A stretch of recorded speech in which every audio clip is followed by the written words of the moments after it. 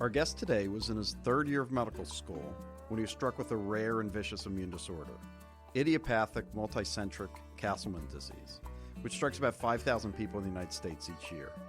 When knowledge about the disease was minimal, he helped create a broad-based initiative to address this knowledge gap.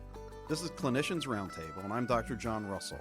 With me today is Dr. David Fajgenbaum, a research assistant professor of medicine and translational medicine and human genetics, and associate director of patient impact for the Penn Orphan Disease Center at the University of Pennsylvania.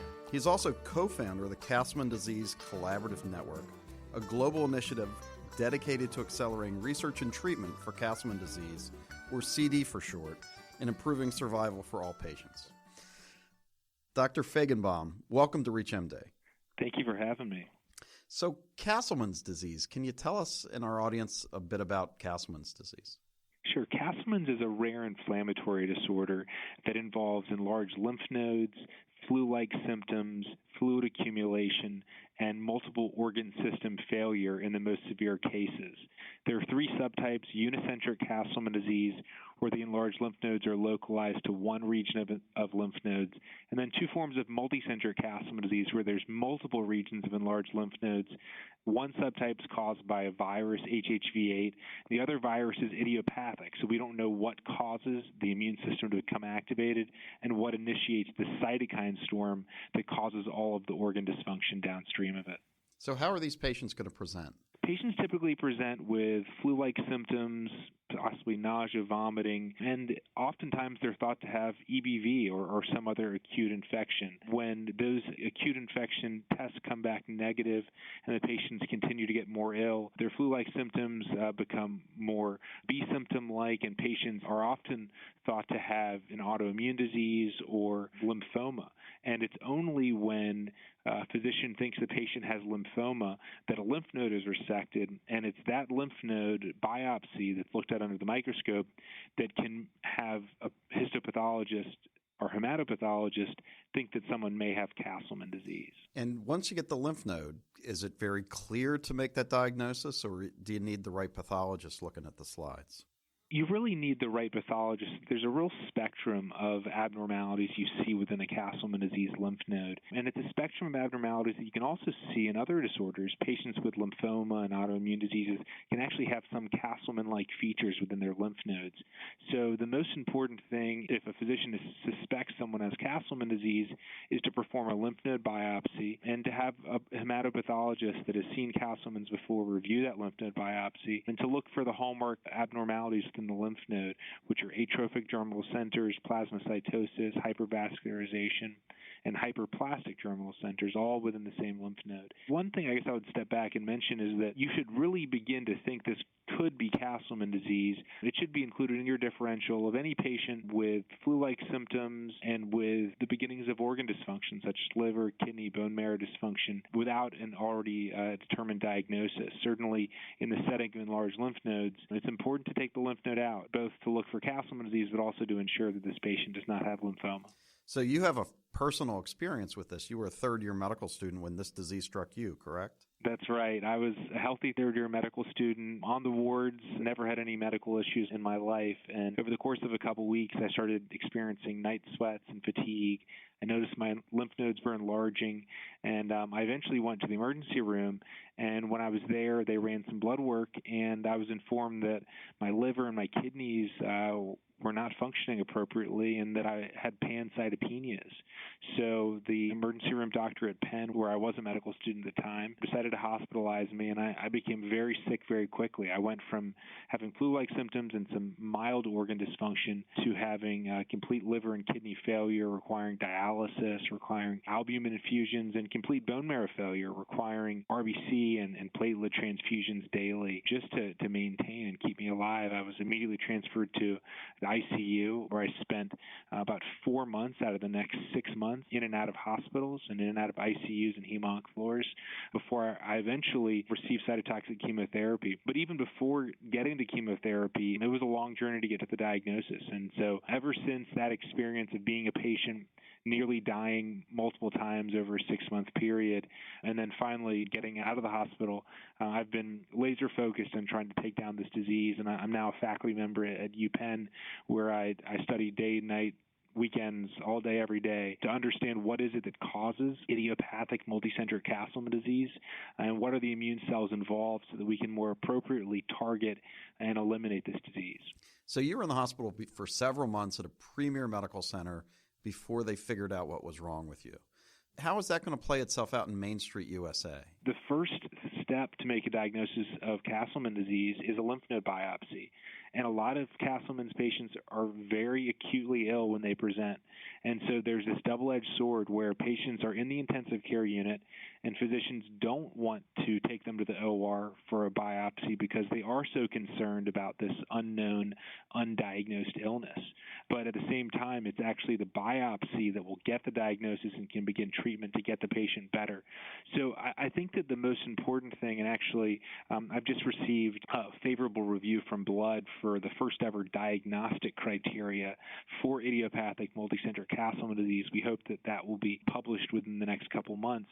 That diagnostic criteria was put together through several meetings between the top physicians, researchers, pathologists, all working together to come up with unified criteria and to come up with those things that clinicians should be looking out for so that they can suspect and consider Castleman disease. And as I mentioned, those are flu-like symptoms, liver dysfunction, kidney dysfunction, cytopenias, and things like hypoalbuminemia, elevated alk phos, hypergammaglobulinemia. There's a few abnormalities that should increase your index of suspicion. And now, of course, everyone with flu-like symptoms and organ dysfunction does not have Castleman disease. But in those patients with flu-like symptoms, organ dysfunction, and multicentric lymphadenopathy that are not appropriately diagnosed with an autoimmune disease or an acute infection, those patients really need a lymph node biopsy because you need to rule out lymphoma and you need to rule out Castleman disease. And it's through a lymph node biopsy that a hematopathologist should be able to make the diagnosis of Castleman's. And again, I'll mention the diagnostic criteria, which should be impressed within a couple months. And in that criteria, we delineate exactly the things that those pathologists should be looking for so that, to your point, Main Street America pathologists will be able to look there and check some boxes and make the appropriate diagnosis. So before you dedicated your life to fighting this disease and finding out everything you could, were there people really caring a whole lot about this particular disease that affects about 5,000 people a year?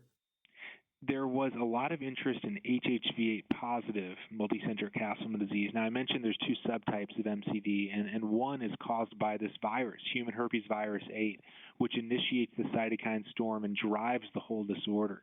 The other type is idiopathic or HHV8 negative, where there is no virus that we can find, and there is a similar cytokine storm, but for an unknown etiology. Well, back in 1994, HHV8 was found to cause at least some cases of MCD.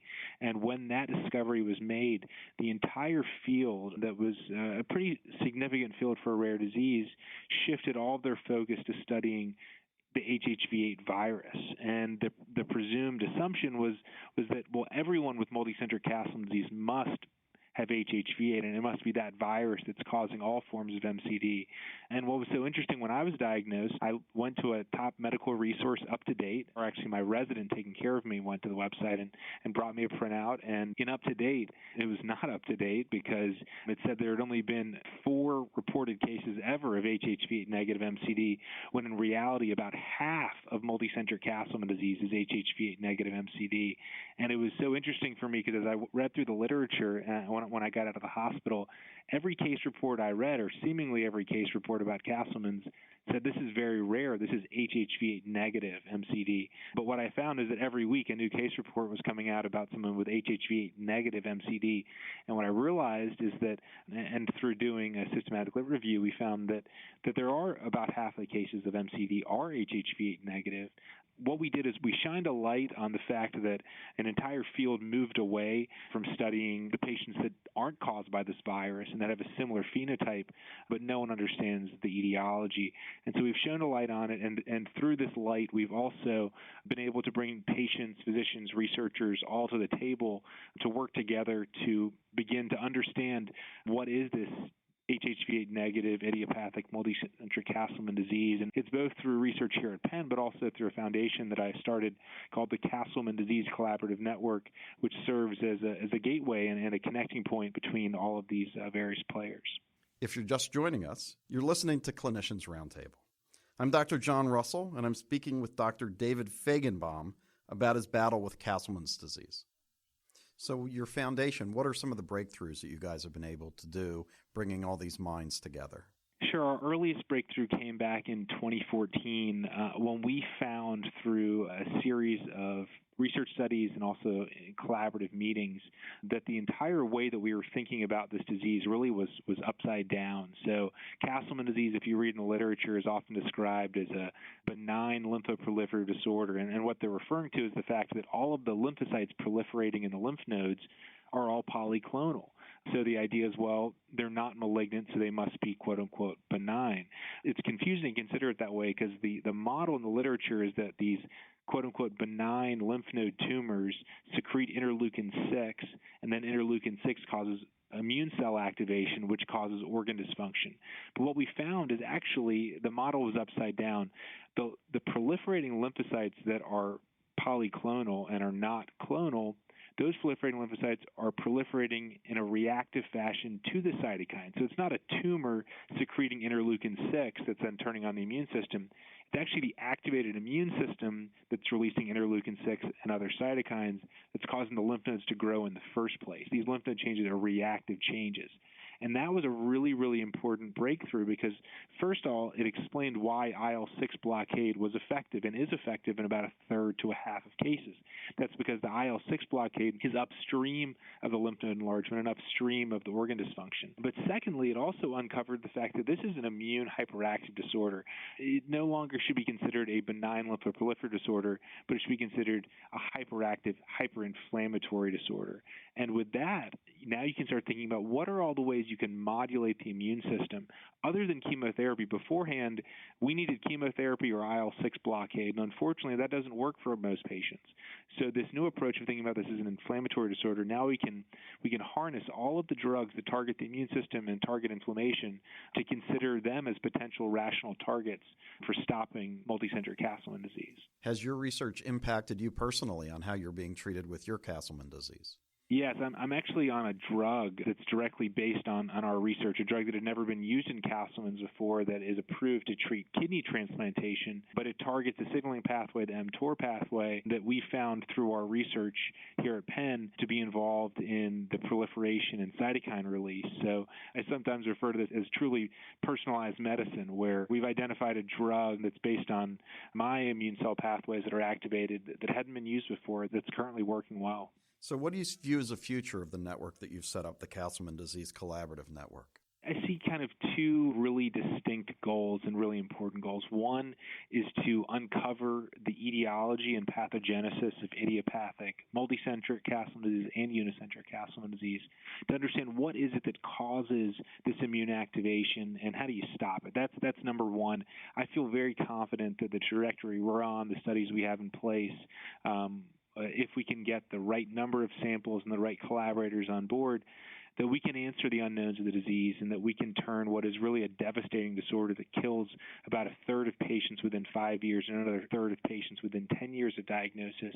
We can turn this disease into a chronic condition that can be well managed with the right immunomodulatory therapies. That's goal number one. Goal number two is to look at the approach we've taken for Castleman disease, and that's a disease where there was zero NIH dollars going into HHV8 negative MCD. There was little interest academically and little interest from pharmaceutical companies beyond Janssen Pharmaceuticals, who make the one FDA-approved drug. And we have taken a disease with little interest, few resources, and we've brought together all the right people, physicians, researchers, patients, the loved ones of patients, and we've come up with what we call the collaborative network approach. I think this approach of bringing everyone together and then letting the experts and the community prioritize research in what we call our international research agenda is a model for other rare diseases. And it's taking what is typically in the rare disease space, rare disease patients like myself typically hope that the right physician will apply to do the right study at the right time and they'll have the right skill sets. But unfortunately, when you're a patient, you're not willing to hope and you don't want to wait for all those rights to line up. So with the CDCN, we've lined those up and we have made sure that the right researchers are getting the right grants to do the right research right now. So do you see this the model for other orphan diseases? Absolutely. I think that our steps are simple and they are straightforward. They're common sense. When I tell people what we did, they say, well, isn't that how all rare disease research is done? And I'm disappointed to have to share that no, actually, rare disease research generally involves disparate researchers applying for limited funding, and you have to hope that the researchers apply for the right projects that are really going to move things forward. Our approach is much more collaborative and much more directed, where we crowdsource amongst the community to determine what research should be done, and then we throw our resources directly at those high-priority projects. And we really try to take on this disease just like any company would try to take on a problem. So, David, if there's anyone out there who wants to contact and find out what your group is doing, how would they contact you? Yeah, so I'd encourage any Castleman disease patients listening in, any physicians treating Castleman's, or anyone who's just interested in learning more about our approach and what we're doing to visit our website. That's www.cdcn.org. Again, that's cdcn.org. And we would love for you to learn about what we're doing and to consider supporting us, whether that's through contributing patient samples or through supporting our research. Many thanks to our guest, Dr. David Fajgenbaum, for joining us today to discuss Castleman's disease. I'm your host, Dr. John Russell. To access this episode and others in this series, and to download the ReachMD app, please visit reachmd.com, where you can be part of the knowledge. We encourage you to leave comments and share this program with your colleagues.